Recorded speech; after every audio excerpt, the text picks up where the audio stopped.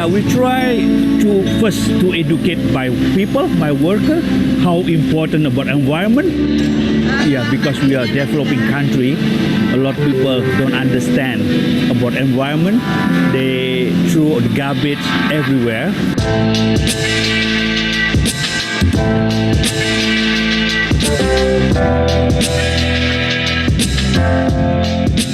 We do have to do something to reduce that kind of garbage. Setahu saya ini baru pertama kali ya ada di Tasindo untuk masalah yang GROUNDTRUTH ini ya, itu terbuat dari daur ulangnya, jadi dari bahan recycle, itu sangat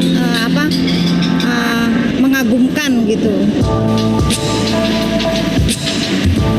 The factory's great. It's a family-run business. We just all get on so well. I mean, we spent the last 2 years working in the development room, working so close with the team. Good job, ladies. We're so happy to have Mr. Salim and his team as part of GROUNDTRUTH. He's always telling us his new ideas of how he can become more sustainable. You know, putting solar power panels on the roofs of his factories, or getting the workers to come to work on a bicycle.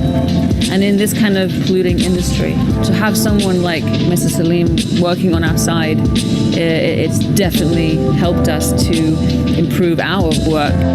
I'm very proud can support this kind of project because this is very important for our earth. With the recycle, we can reduce all the garbage.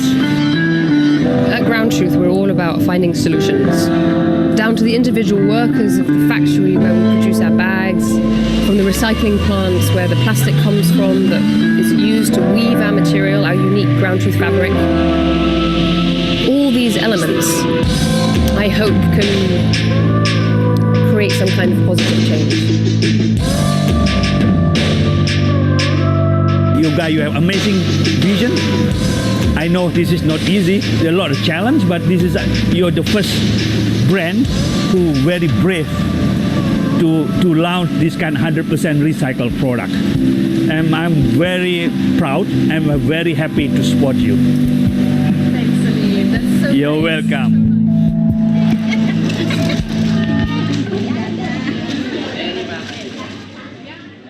Hi. Hello, ladies. How are you? Very well. We're happy to be here. Listen, that video was amazing. It was really moving and quite impressive. You know, as many times as I've seen those videos, and you know the numbers, you know it's 300 million, you know, tons of plastic. But then when you see it on the screen and you see it in the world, it really is impactful, and particularly on a day like today when it's, you know, Oceans Day in the world. So it's an important day for us all to be together. And one of the things that I wanted to bring up is at the end of your amazing video, there is the kind of the tagline of people, planet, and performance. And so I thought it would be a great way for us to kind of talk about your brand, is to break it up into that tagline. So can you talk to me about the three of you, Georgia, Nina, and Sophia, the three sisters behind GROUNDTRUTH? Tell me about you, the people behind the brand, and how you came to do this, because this is not your natural habitat. You didn't study to go into this field. This is something that where you're really stretching yourself. So give me some details. I mean, I think that we, you know, Georgia and I have been making films for more than 15 years, very much on the ground, investigating stories. And I think that was where this all started from. You know, we never had the right backpack, but at the same time, we were seeing all this plastic and garbage, and we thought, let's be innovative, let's try and make something out of this.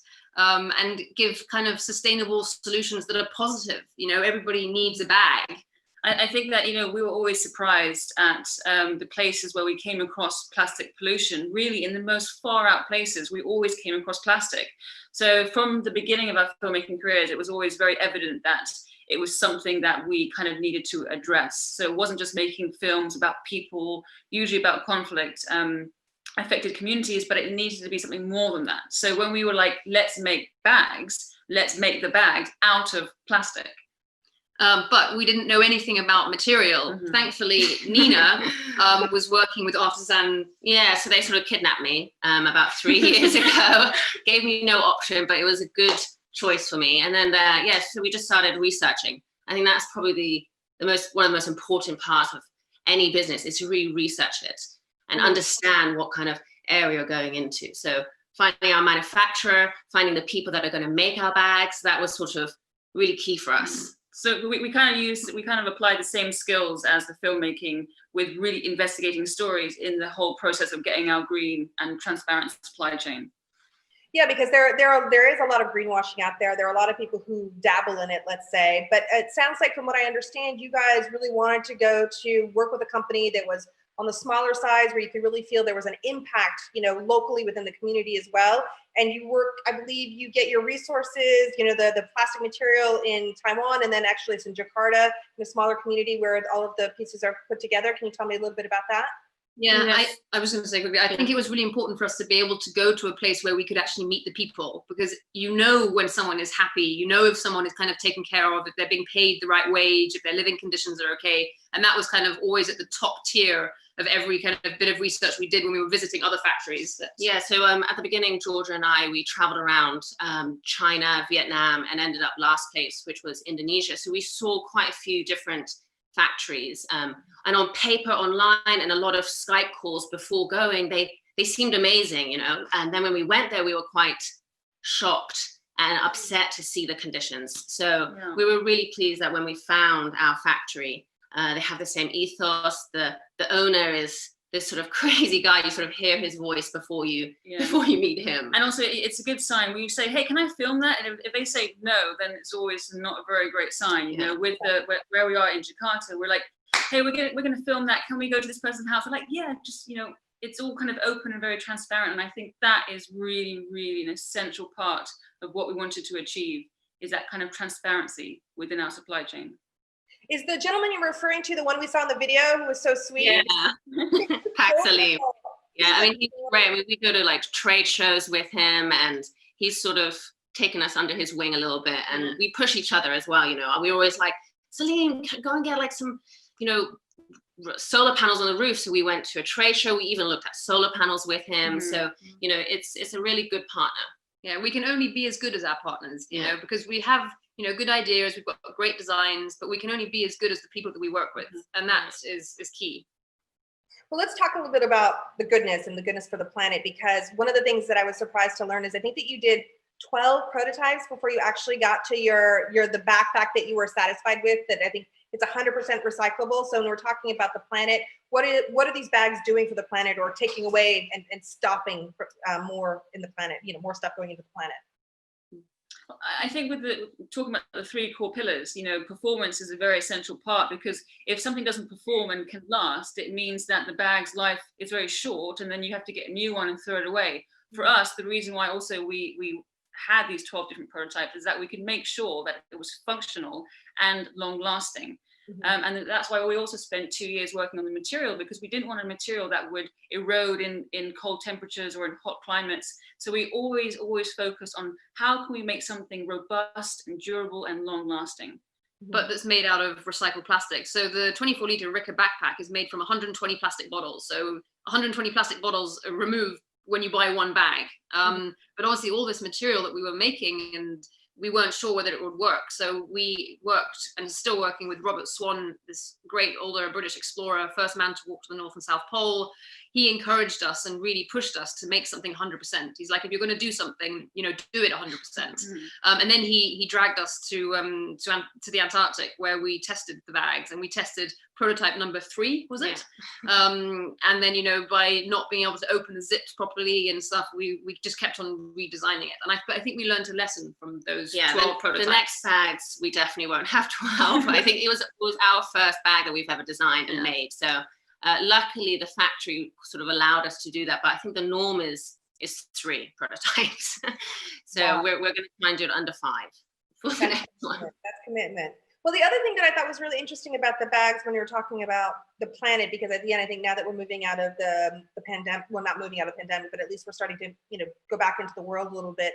People are being very careful about what they buy, and being very particular about what they invest in, buying less, buying smarter and better. And I think that your choice as far as the bag as well, it's and everything in the line, they're sleek and chic and unisex. I think that was a particular choice, right? You really wanted to make it something that could be, all things for all people. Completely. Absolutely. Yeah. And again, going back to our filmmaking careers and even our childhood, by traveling a lot, we move between environments, a lot. 1 minute we're filming in an extreme environment somewhere, in Central Africa. The next minute we're in a big meeting in New York, and we had to have a product that you could transit. People's lives are very varied these days, and we wanted something that could work on the outdoors and in the urban environments and city life. That was a really important aspect to us. So you don't need 2 bags for 2 journeys. You need 1 bag for the 2 journeys. So a lot of the time, I think Georgia and I maybe were driving a lot of the function. And then, Nina would kind of come on board and be like, well, it needs to look good as well. It needs to be appealing. So we're kind of, we can't have pockets everywhere. I think we Yeah. wanted to have more pockets. It's a good balance. Because it has to go from the boardroom to the outback, as it were. Yeah, exactly. Yeah. So I know it's kind of like choosing between children, but what is there a particular part of the backpack, or maybe the tote bag, or one of the other pieces that you have a particular fondness, or there's a little feature that you just think that this just is my favorite little aspect of it that you could talk about that really stands out for you? I think my favorite part of the 24-liter backpack, which I've used a lot whilst out filming, is the side access. So when it's on your back, and even when you've got like the sternum strap attached, you can just swing it over your shoulder and you can actually get into the side. So I often have my camera inside, or if in the city, I've just got my bank card in the soft insert. And that is really unbelievably handy because you don't have to take the whole backpack off. So I would say that's my favorite part of the Ricker 24-liter backpack.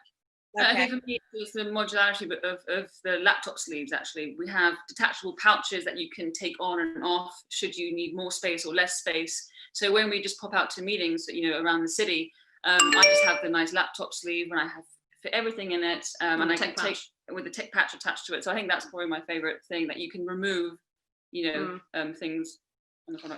For me, it's the material. So of course I'm going to say that because I'm a bit of a geek with fabric, but it's so easy to wipe down, especially now with this whole COVID problem. You want to wipe down your things. So our bags are the easiest thing to clean, and they dry in seconds. So. And the Ricker technical tote, which we just launched, actually stands up. It's very nice. So you've either got it on your back or as a backpack, or it can be with cross shoulder, and you hold it and you just put it down and it stands perfectly. So there's it doesn't fall over, it doesn't get dirty. It's really good. And then you can just wipe the base. Fantastic. One of the other things that we're talking about, with the post-COVID or the new normal, as it were, is the storytelling. And I know you guys had a whole bunch of storytelling around travel, and you're having to readjust that. But talk to me about how you're communicating and telling the story of your brand, because it sounds amazing. But how are you getting the word out? What are you doing? What do you think are the best avenues for you? Because you are filmmakers and photographers at the end of the day. So how are you trying to evoke that through the imaging and the storytelling? Yeah, well, we film everything. So we have got literally a mountain of content, of footage. So now what we're trying to do is organize it and actually get it into watchable videos, like the video that you guys just saw at the beginning of this talk. So, but we have various channels that we are trying to work with at the moment. And also we really want to have a story, an environmental story attached to each range. So we've just launched the Ricker range. That's the one that we have now. We've been working on that, and it's a full travel range of bags. And the story attached to that is the preservation of the North and South Pole. And that's why it was so important for us to work with Robert Swan. His life has been dedicated to raising awareness about the treaty, the 2041 year, when the treaty that protects the North and South Pole is finished. And the repercussions of that if people are allowed to go and drill oil or whatever. So each range for us has a story attached, and we're using the stories of Antarctica and the South Pole to raise awareness about that, and at the same time draw attention to our bags. And when you're talking about storytelling, one of the things that everyone is talking about is this kind of behind the scenes, and you've got the whole traceability. There really is, from the A to Z, that you've got it proof, and is in the pudding, from the beginning, from the fabrication all the way to the end. And what people like to see is that behind the scenes aspect of it. So I think that's great that you're bringing that out there. Where do you want to take it sounds like you just launched a line, so it feels terrible for me to ask this question, but so what is not the end goal, but what's the vision going forward? I mean, you came from so far, from fields that had nothing to do with this. You've come so far, you've educated yourself so much. And what do you want to do at this point? I mean, you're giving back with the bags, but I think you want to give back in other ways. Am I not mistaken? Yes. So for us, very much so, we want to be part of positive change. And to do that, we need to cross-pollinate different sectors, But also the big idea that we've always had with Ground Truth is to make a foundation. If, I hope, and when we become successful, part of our profits will go towards setting up a profitable foundation that gives access to scholarships, it gives access to work experience for people all over the world, young people especially, so that they can get into leadership roles, or they can become scientists, and you can actually make some kind of tangible change. I think that's... But also for Ground Truth, the bag company, to be known as this hub of innovation, of creation, of design, and most importantly, the development of new materials made out of waste. I think there's so much waste in this world, especially in our oceans, that there's a lot to work with, and you know, taking out plastic is just the beginning for us. We're now looking at other materials and other ways that we can remove the bad things from our planet. Nina, I know it's you who has, right? It's all about the fabrics and the tech. So what kind of new tech and fabrics are you super excited about then? So our next range, which is our ODDA range, is our waterproof range. We have got a few interesting things that I won't, and I'm not allowed to tell you about. But one thing I can say is algae foam. So all of our padding, because it's going to be a very commuter-friendly, like bike-friendly bag. So all of our padding will be using algae, which is exciting. Ooh, so watch this space. One of the other things that I found was really moving was when you talked about the traceability of the bag. So not only that it's 100% recyclable, but you guys went on a lot of trips to figure it out, and how to get there and how to do it, and meetings, and discovering what didn't work was just as important as what does work and what finally ended up working perfectly. And to offset that, you also figured out how many miles you'd traveled, is that right? And worked to eliminate that carbon footprint. Tell me about that, because I think it's amazing. Yeah, we calculated, we looked at all our diaries last year to see really and honestly how much we've traveled, looking at, from the beginning, look at planes, you know, our taxi rides, and we've probably traveled over 300,000 miles. So we wanted to clean that up. But we also wanted to know how much energy was emitted whilst making this current line of bags. So Mr. Salim at the factory was very patient, where we were going through all of his energy bills for the 3 weeks that our bags were made, and we worked out then how much CO2 was emitted. And then we've partnered with Wildlife Works, which is a great organization. And we chose a project that they do in the Congo, in Central Africa, where they do agroforestry projects. So the money that we've paid to offset our carbon goes towards supporting that. But I think long term, the goal is to really try and have no carbon footprint. Or how can we make a bag that has no carbon footprint, obviously before it gets delivered to the customer. So that's also definitely on our radar, is to make us basically have a zero carbon footprint. If possible. Which is difficult, you know, because you have to, I mean, like traveling is fantastic, and a lot of the work that we all do, we need to travel, but I think you can travel in a more conscious manner and be aware of like the miles and CO2 that is emitted and what you can do to try and help clean that up. And I think you can always do a bit more. Yeah, taking the harder path probably. Well, I think we're also learning how much we can do with Zoom video at these times. That's always a good thing. Talk to me a little bit about, I mean, so it's groundtruth.global is where you can go and see the products and see the line. Where can you purchase? Talk to me about how people can actually become part of your story and become part of the solution, as it were. We have a really nice website, groundtruth.global. We've got a very nice shop. All our products are there, and all the information there. We're starting to drip feed in the nice videos that we're creating from all the content that we have, so people can be really engaged in how the bag is made. But yeah, go to groundtruth.global/shop. Our entire range is there, and you can choose out of whatever you want that you need in your life. And we will be putting out new content, like function videos of how you can, like, because everything's quite modular, and we understand that, you know, people need to see maybe like one of us doing it all. So we will be uploading more content. We're also getting into retail shops as well. So we've got our first retail shop opening in a partner retail shop opening in Amsterdam, Basel, Switzerland, and in Singapore this month.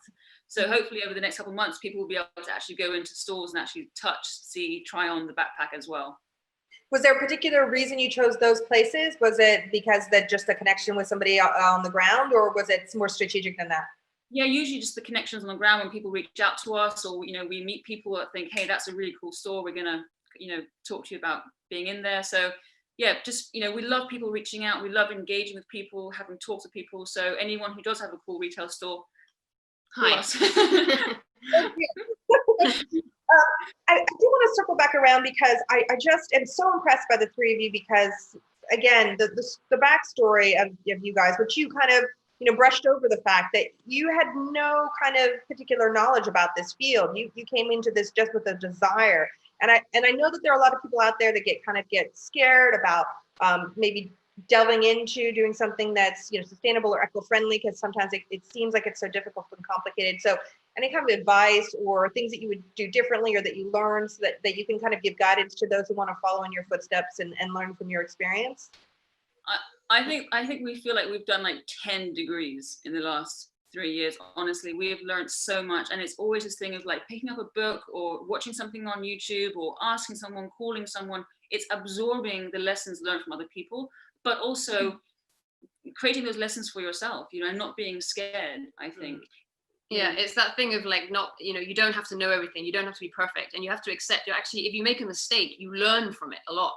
So I think it's not accepting anything less than what you set out to do, and you have to be stubborn. And I think we're all quite stubborn. And I think when you apply that to running your business, and your heart is in the right place, and you respect people, and you kind of take your time, but don't stop, stick at it. And not, the long term is the best way to approach everything. But I think the one major, most important thing, and I think out of anything, the advice we would give is to do your research, and not just surface research, in-depth research, because if the foundations that you're trying to build aren't based on knowledge and research, then the whole structure, the whole house will fall down. Foundations are important. Well, talking about foundations, we did get a question from one of the viewers, Anna Lou Vincent, who asks, are you integrating a circular program to resell the bags to extend the lifespan?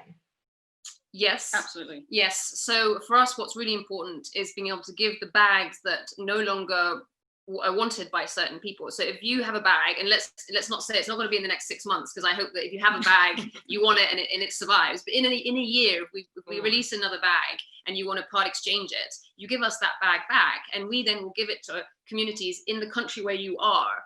So and we haven't done this yet, obviously, because we've only just launched, but like schools that are in areas where kids might not be able to afford like a sturdy bag. Because I mean, you have children, I think, bags with books in it are super heavy, or little iPads or whatever. So I think that that's something that we're going to be doing. And this started out actually really in the last film that we made. It was about a refugee camp in Lebanon, where a lot of the kids didn't have anything to take their school books into. So we wanted to actually try and feed that into giving old backpacks to really people that need it, like in these refugee communities, but that means taking the bag and traveling with it. So we're going to do it more kind of local based communities, and that's one way that we're going to do it. Yeah, and then there's another way that we're looking into now, that is actually to make sure that the bag can be completely recycled, and that's what we're looking into now, how you break down the chemical coatings, and I think in the next 18 months that will be sorted, and then we'll have that partner company to give us that possibility. That's fantastic. That's fantastic. So tell me a little bit about where you want to take the brand next. And we talked about products, we talked about the foundation. Is this something that you want to see as a global giant, brand? Is it something you want to keep small? Because I do talk to some designers who are like, we just want to be enough. We don't want to be a huge behemoth kind of a thing. We want to just big enough to be good in the world. I don't know what are your kind of visions as far as that's concerned? No, we want to be big. Yeah, and we want to collaborate. I think, at this time right now, when everybody is really looking at their supply chain and understanding where their material and products come from, I think that we would like to be able to fill that space a little bit by having had the 3 years of research that we've done. We'd like to be able to collaborate and work with other brands, whether it's a trainer brand or another bag brand, to be able to kind of share some of that information. Yeah, like if someone approaches us saying, I want to make this bag, we can be like, okay, well, we can make it in this way. This is how we can do it. So for sure, we love the idea of collaborating with other brands and other people to get really, really cool, green, sustainable products made. Yeah, and like I was going to say, with the BAFTAs, the British Film Academy Awards in February, they were really wanting to be more sustainable. They got rid of all their plastic bottles and everything, and so we did their giveaway bags, which have in the past been quite extravagant. And so we made very simplistic travel wallets, which we hope a lot of the nominees would use, made out of our recycled plastic. So each wallet removed 8 plastic bottles, and actually we're selling now a limited edition on our website as well.